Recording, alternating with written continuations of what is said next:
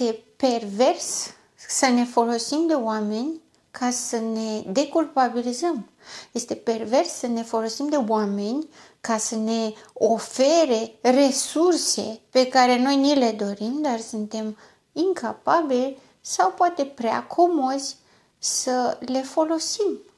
Suntem perverși dacă ne bucurăm când ceilalți sunt răniți și nu găsesc drumul.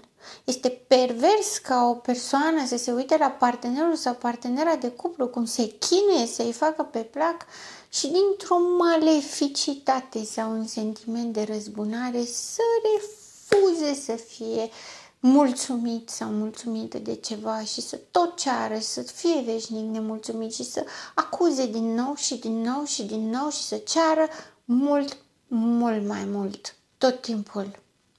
Toate astea sunt perversiuni. Este perversă fantezia narcisicului pentru că deformează realitatea.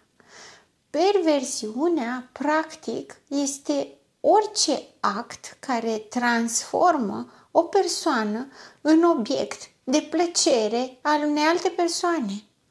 Iar cel mai bun exemplu și cea mai bună descriere a acestei perversități este sadismul. Plăcerea de a face rău celuilalt, plăcerea de a-l vedea pe celălalt că suferă, este o perversitate în adevărata ei putere și în adevărata ei valoare.